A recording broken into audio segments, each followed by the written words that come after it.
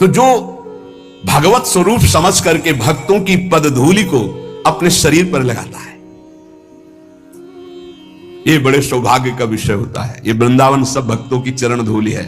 अनंत भक्त हो गए, गोपीजनों से लेकर सब बड़े भाग्यशाली हैं जो रज का सेवन करते हैं और जो भक्त का चरणामृत पीते हैं। कहां ढूंढोगे भक्त का चरणामृत? राधा कुंड, मानसी गंगा, मान सरोवर, ये सब भक्तों के अवगाहन किए हुए कुंड हैं, बहुत सनातन से हैं। इनका आचमन मतलब लाखों भक्तों का चरणामृत।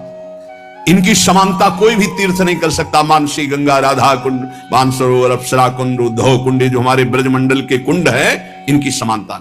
बड़े बड़े महाभागवत प्रियालाल के प्रेम में डूबे हुए अवगाहन करते हैं और वो चरणामृत पान रख लो, 2 बूंद ले लो, 2 बूंद ले लो। राधा कुंड का जल, मानसरोवर, ये सब संत चरण अमृत है, पक्का समझ लो। और उच्छिष्टामृत कहां से लें? रोज भक्त की जूठन किसी महान सौभाग्यशाली को मिलती है, ऐसे थोड़ी मिलती। तो ये जो राधा राधा बोल रहे ना, ये उच्छिष्टामृत है। जीवन में जो स्वाद लिया वही बोल रहे, यही है। ये भक्तों के द्वारा स्वाद लिया हुआ है, इसका पान करो। वो उच्छिष्ट तो कहां सबको थोड़ी मिल रहा है, कभी ऐसा। ये उच्छिष्ट सबको मिल रहा है, उस उच्छिष्ट का फल है। इस उच्छिष्ट में रति हो जाए, अगर इसमें नहीं हुई तो क्या फायदा? फायदा क्या? महाप्रसाद, भगवन नाम, वैष्णवों में भगवत भाव, श्री विग्रह में साक्षात भगवान का स्वरूप, चरणामृत में भाव। ये पहचान है कि आखिरी जन्म है इसका। जिसके हृदय में इसकी श्रद्धा हो जाए, भक्तों में भगवत भाव, चरणामृत में श्रद्धा, उच्छिष्ट में श्रद्धा, चरण रज में श्रद्धा और श्री विग्रह में साक्षात मेरे प्रभु है, तो पहचान है कि उसका हृदय अब अंतिम जन्म की तरफ जा रहा है, उसका जन्म नहीं होगा। जिसको इस पर विश्वास है। महापुरुषों को पहचानना बड़ा कठिन है। कहने दूध पीने वाले बनावटी मजनू तो लाखों मिलेंगे, लेकिन असली मजनू जो कटोरा भर खून दे सके वो तो बिरला ही होता है। यहां भाव ये कि एक बार लैला ने सुना कि मजनू हमारे प्रेम में बावरा ना खा रहा है ना पी रहा है, तो वो तो बहुत ऐश्वर्य संपन्न घर की थी, तो उन्होंने पूरी बाजार में ऐलान करवा दिया, मजनू जो भी खाए पिए उसको जो बाजार में पाए हमारे पास आवे, सारा हिसाब हम देंगे। ये ऐलान जब सुना तो लाखों मजनू तैयार हो गए। कोई जलेबी पा रहा है, कोई दही पा रहा है, तो हर दुकान से हजारों लाखों का बिल, और ऐसे सैकड़ों दुकानों से। वो तो आदेश कर दिया था, सबका हिसाब हो जाता। एक दिन प्रार्थना की खजांची ने कि करोड़ों रुपया जा रहे हैं महीने में मजनू की सेवा में। तो उन्होंने कहा मजनू और करोड़ों रुपया? अरे वो विरह में कुछ खा ही नहीं सकता, तो कैसे करोड़ों रुपया? बोले लाखों मजनू तैयार हो गए। ठीक है, असली मजनू की पहचान कल हो जाएगी। बोलो लैला मिलना चाहती है मजनू से अमुक मंच पर। अब तो जो देख भी नहीं पाते थे वो भी जो मजनू बने हुए रबड़ी रसगुल्ला वाले मजनू थे वो सब आ गए। चाकू निकाली और कहा मेरा मजनू मेरे लिए छाती का खून दे। जितने रबड़ी रसगुल्ला वाले थे कदम पीछे सरकने लगे, और जो असली मजनू था वो आया और ऐसे हाथ से चाकू ली और कहा आज मेरा जीना सार्थक हो गया, क्योंकि तुम्हारे किसी काम में आ गया। और जे से मारने दिया, पकड़ लिया, कहा असली मजनू ये। तो वहां कह रहे हैं कि दूध और रबड़ी पीने वाले तो लाखों मजनू तैयार हो जाते हैं, लेकिन असली मजनू जो एक कटोरा खून दे सके वो तो बिरला ही होता है। ऐसे ही कह रहे कि रबड़ी रसगुल्ला खाना, प्रणाम नमस्कार करना, भेंट लेना लाखों भगत, लेकिन भगवान के लिए जीवन अर्पित करने वाला, भगवान के लिए तड़पने वाला, भगवान के लिए अपना सर्वस्व न्यौछावर करने वाला, ऐसा तो कोई बिरला ही प्रेमी होता है। ऐसा भक्त ईश्वर के से भी बढ़कर है। सातों सम मुहिमय जग देखा और मोते अधिक संत कर लेखा। एक भक्त प्रवर कालिदास जी हुए हैं जो इसी कोटि के महापुरुष थे। अद्वितीय भक्त निष्ठा उनकी थी। भगवत निष्ठा अद्वितीय उसी की मानी जाती है जो भक्त निष्ठा होती है। भक्त निष्ठा वाला भगवान निष्ठ जरूर होगा और भगवान निष्ठा वाला भक्त निष्ठ जरूर होगा। कालिदास जी श्री रघुनाथ दास गोस्वामी के गांव से 1.5 कोस दूर रहते थे, उसी कुल के थे और ठीक वैसे ही भक्ति थी जैसे पूज्य रघुनाथ दास गोस्वामी की। भगवान नाम में इनकी इतनी निष्ठा थी कालिदास जी की, उठते बैठते सोते जागते खेलते हंसते बात करते हर समय इनकी जिह्वा पे नाम चलता रहता। अगर ये कुछ बोलते तो पहले नाम बोलते फिर चर्चा करते। देखो प्रायः सत्संग में कहा है कि अगर आप नाम जापक उपासक हो तो चिंता मत करो, पर आपको जब बात करनी तो पहले धीरे से बोलो राधा, फिर बात करो, बीच में फिर बोलो राधा, फिर जब बात का विश्राम करो राधा। अगर इतनी सावधानी रखोगे तो पूरी बात जो आपने की वो भजन हो जाएगा आपका। कोई कार्य प्रारंभ कर रहे हैं राधा, कार्य के बीच में बोलो राधा राधा, कार्य के समापन में बोलो राधा, और वो कार्य समर्पित, वो भगवत प्राप्ति करा देगा। आप बात को पकड़िए। वो किसी बात को बोलने के पहले नाम बोलते थे, वो भगवत नाम के बिना तो बोल ही नहीं सकते थे, पहले बोलते थे राधा। ये भक्ति की पहचान है। विभीषण जी जब उठे तो राम राम राम, हनुमान जी ने राम नाम ते सुमिरन कीन्हा, हृदय हरसी कपि सज्जन चीन्हा, ये सन हट करी हो पहचानी साधु ते होए लका। ये संत है क्योंकि सो के एकदम उठते हुए बोला राम राम, ये भक्त का लक्षण है। ऐसा सबको करना चाहिए। नींद खुले तो पहले भगवान नाम उच्चारण करते हुए ही पृथ्वी को प्रणाम करके पैर रखना चाहिए। अद्भुत नाम निष्ठा थी कालिदास जी की। बिना नाम के वो बात ही नहीं करते थे, पहले नाम उच्चारण। और ये नाम उच्चारण, नाम में प्रीति कहां से प्राप्त हुई? बहुत सूक्ष्म बात है। इनकी भक्तों में बहुत बड़ी प्रीति थी, इसी से इनको नाम में इतनी प्रीति हुई। अब आजकल कोई बिरला ही ऐसा होता है जिसको किसी भक्त की प्रशंसा सुन के ईर्ष्या ना होती हो, जबकि हमारी भक्ति का स्वरूप यह है कि किसी को सुने कि वो नाम जप कर रहा है, उसका बड़ा यश हो रहा है, वो ऐसा है, तो हमारे अंदर लालसा होनी चाहिए कि इनकी चरण रज माथे पे लगाएं, कभी इनका जूठन मिल जाए, कभी इनका चरणामृत मिल जाए। ये भक्तों की बात थी।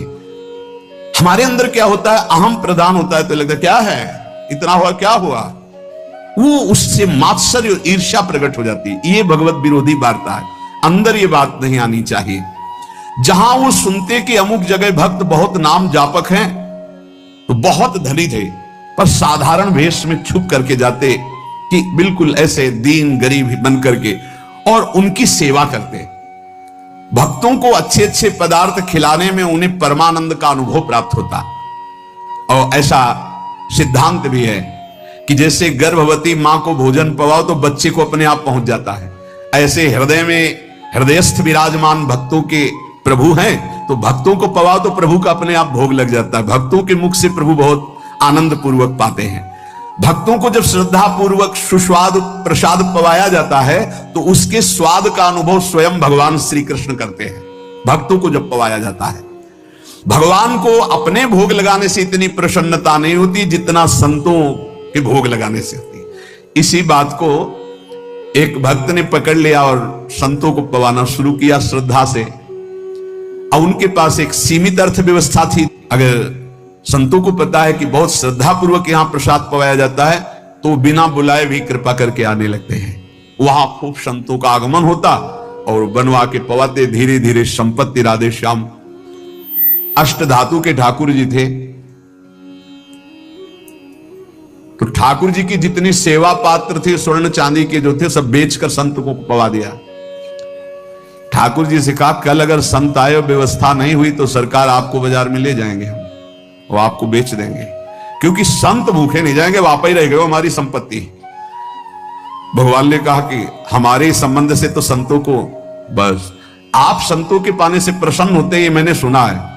आप अपने भोग लगाने से उतना प्रसन्न नहीं होते, तो अब कल संत आएंगे, अगर उनके भोग की व्यवस्था नहीं हुई तो तैयार रहना, हम आपको बाजार में बेच देंगे। भगवान हंस दिए और कहा जो संतों की सेवा करता है उसके यहां ऐश्वर्य की कमी नहीं रहती। और जरा सा उनका कृपा कटाक्ष, कुल परंपरागत लक्ष्मी जी उनकी सेवा में उपस्थित हो गई। तो जो श्रद्धा पूर्वक भक्तों को सुस्वाद पदार्थ प्रसाद पवाते हैं, भगवान भक्तों की जिह्वा से पान करते हैं। भगवान को स्वयं भोग लगाने से इतनी प्रसन्नता नहीं होती जितना संत और भक्तों को पवाने से होती है। भक्तों को खिलाकर और उनका किसी भी तरह से उच्छिष्ट पाना, ये इनका स्वभाव था कालिदास जी का, इसीलिए इनके निरंतर नाम चलता था। अब जैसे कोई भक्त उच्छिष्ट देने के लिए तैयार नहीं होते, वो तो बड़े कृपा करते हैं तब उच्छिष्ट देते हैं, तो वो सावधानी रखते थे। कहीं भी तो पात्र धो के फेंकेंगे, वहां से जल ले लेना, अगर चूक हो गई तो पात्र में से हाथ करके बस कर लेना, वो अपने पात्र लेके गए चाट लेना, उच्छिष्ट का भाव। निरंतर नाम जापक, भक्त चरणामृत, भक्त पद धूलि तो लगाते ही और उच्छिष्ट पाने के लिए भक्त सेवा करते। इनका और बड़े बड़े महापुरुषों का कथन है कि योग से, यज्ञ से, तप से, पाठ से, अध्ययन से और साधनाभ्यास से प्रेम प्रकट नहीं होता। वो प्रेम प्रकट होता ही है भक्त चरण रज, भक्त चरणामृत, भक्त उच्छिष्ट से। बहुत सरल और निश्चित भगवत प्राप्ति हो जाए, उस उपाय को कहते हैं शरणागति। विश्वास कीजिए, विश्वास कीजिए। इसलिए कह रहा हूं कि विश्वास कर लोगे तो पार हो जाओगे, नहीं आगे ऐसा समय आएगा ये भगवान नाम कीर्तन और सत्संग भी आप नहीं कर पाएंगे, सुन नहीं पाएंगे और कर नहीं पाएंगे। समय आएगा, देख लेना। जैसे धूल भरी आंधी चलती है दूर से तो देखने वाला समझ जाता है बादल और उस दिशा को देख के कि सावधान, बहुत विशाल आंधी आ रही है। ऐसे ही भगवत मार्ग के पथिकों को आभास होने लगता है। तो हम कई बार सत्संग में इसलिए कहते सावधान, ऐसी आंधी आएगी कलयुग की कि आप दंडित किए जाओगे यदि सत्संग और नाम कीर्तन करोगे। देख लेना, समय आएगा। इसी जन्म में भगवत प्राप्ति निश्चित हो जाएगी, जिसे आत्मसमर्पण कहते हैं, प्रपत्ति कहते हैं, शरणागति कहते हैं, बहुत से शब्दों से कहा जाता है। निर्भरा भक्ति कहते हैं, पूर्णाश्रित आश्रय कहते हैं। निश्चित इससे भगवत प्राप्ति हो जाती है। शरणागत के लिए ऐसा नहीं कि वो विद्वान होना चाहिए, शास्त्र खूब स्वाध्याय किए हो, बड़ा लक्ष्मीवान हो, धनवान हो, ऐसा बहुत से उसमें दैवी संपदा के गुण हो, ऐसा सुनो। शरणागत के लिए कोई शर्त नहीं है, तो हम किसी योग्य नहीं, पर यही एक बात आ जाए निश्चित भगवत प्राप्ति हो जाएगी। गुरु कृपा से एक पक्ष साधना का ऐसा हुआ जहां कृपा शब्द से परिचय ही नहीं है, शरणागत केवल गुरुदेव की, इंद्रियों पर विजय प्राप्त करके अपने स्वरूप में स्थित होना, दूसरी बात नहीं। एक पक्ष आया कृपा का, जिसने सब अहम को चूर कर दिया, किसी साधन के योग्य नहीं रह गया। फिर जो हुआ वो कभी साधना से हो ही नहीं सकता था, ये पक्का विश्वास, ये केवल कृपा से हुआ। इसलिए देखो, शरणागति के लिए कोई शर्त नहीं है।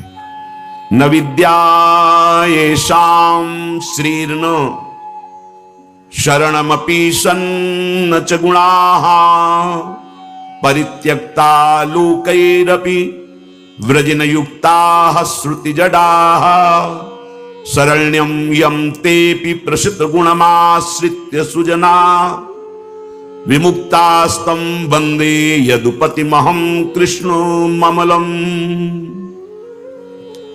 जिसमें कोई गुण नहीं है, बहुत ध्यान से सुनना, निश्चित भगवत प्राप्ति हो जाएगी। बहुत मनन किया हुआ विषय है और यही जीवन का आखिरी सोपान है। चाहे कोई कितनी साधना कर ले, जब कृपा होगी तो यही आखिरी सोपान है, पूर्ण समर्पण, जिसमें कोई गुण नहीं है। अब आप गुण के विषय में सोच नहीं सकते कि हम में तो कोई गुण नहीं है, आप हमारे भगवान के लायक हो।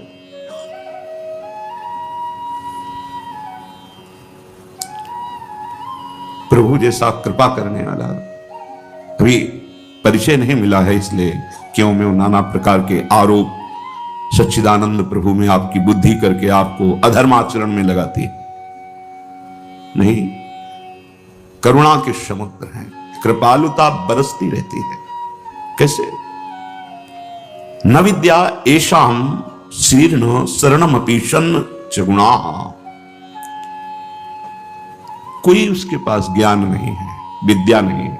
हम भगवत प्राप्ति की बात कर रहे हैं कि ऐसे को भी शरणागति सीधे भगवान से मिला देती है, जिसके पास कोई विद्या नहीं है।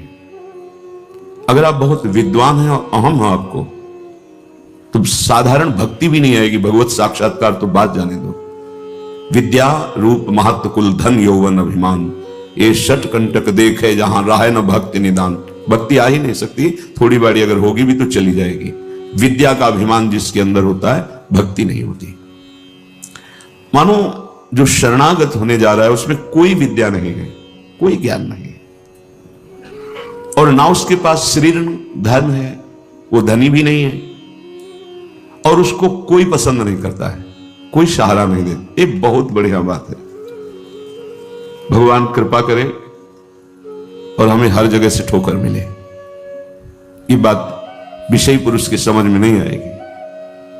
कोई हमें आदर न दे, कोई हमें अपना कहने वाला ना हो, तो हमारा मन भाग पड़ेगा गोविंद की तरफ, क्योंकि ये बिना सहारा लिए चल नहीं सकता।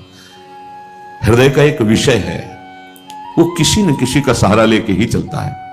किसी व्यसन का, किसी व्यक्ति का, किसी भोग का, किसी न किसी। देख लो आप हृदय से, बस इसके यही सहारे काटने हैं। और पूर्ण ये सब सहारे एक जगह पूर्ण हो जाए। भगवान का सहारा, लाडली जी का सहारा। जिसके पास न विद्या है, न कोई गुण है, न धन है, और न कोई सहारा देने वाला है, वो जिसकी तरफ देखता है सब ठोकर मार देते हैं। सबने जिसको त्याग दिया है, अगर वो कहीं संत कृपा से भगवान की शरण में आ जाए, ऐसा प्रभु की शरण ले ले। प्रसिद्ध गुण माश्रित सुजना, भगवान उसमें जो सुजन महात्मा जन है, उनमें जो गुण होते हैं वो सब भर देते हैं उस शरणागत में। दिव्यता आ जाती है और विश्व विख्यात उसे कर देते हैं। ये भगवान का शरणम यम तेपी प्रसिद्ध गुणमाश्रित सुजना विमुक्तास्तम। जो बिल्कुल गुणहीन था, धनहीन था, विद्याहीन था, सब ठोकर मारते थे, कोई सहारा देने वाला नहीं था। ये सब इस मानो ये हमारे ही जीवन की बात कही जा रही है। हम सब, अगर आप भ्रम से मान रहे हैं कि आपने कुछ, अपने तो इस जीवन जो लिखा है वही जीवन था, कुछ नहीं, किसी योग्य नहीं, तो क्या कह रहे हैं? जब भगवान की वो शरण में आया तो सारे वो गुण भर दिए भगवान ने जो एक दिव्य महात्मा में होते हैं। और क्या किया? उसे विश्व विख्यात कर दिया। और क्या किया? बोले विमुक्ताश्रम, जो जीवन मुक्त महापुरुषों की स्थिति, वो स्थिति प्रदान कर दी, किसी अन्य साधन से नहीं, एकमात्र शरणागति से। ऐसे हैं हमारे भगवान श्री कृष्ण। मैं प्रणाम करता हूं। वंदे यदुपति मोहम कृष्ण ममलम। निर्मल बना करके जीवन मुक्त परम हंसों की स्थिति प्रदान कर भगवान को देने में कोई दुर्लभ बात है क्या? शरणागति। हे मत भटको इधर उधर। शरणागति बहुत जोर का विषय है, ये समझना है। भगवान कहते हैं क्या करना है, क्या नहीं करना है, अब तुम्हारे ऊपर ये भार नहीं रहा। बहुत ध्यान से सुनोगे तो आनंद आ जाएगा। तुम्हें ये बात कोई समझाएगा भी तो नहीं समझ में आएगी कि अब तुम्हारा कल्याण नहीं होने वाला। अरे ऐसा ऐसा करे तब जीवन मुक्त होता है। आपको विश्वास नहीं बनना, यहां बात सुनो और उसको बैठा लो। क्या करना है, क्या नहीं करना है, ये तुम्हारी जिम्मेवारी खत्म।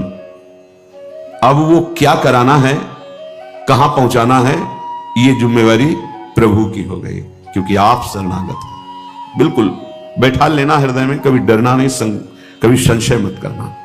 बहुत सुंदर मनन की हुई बात कह रहे हैं।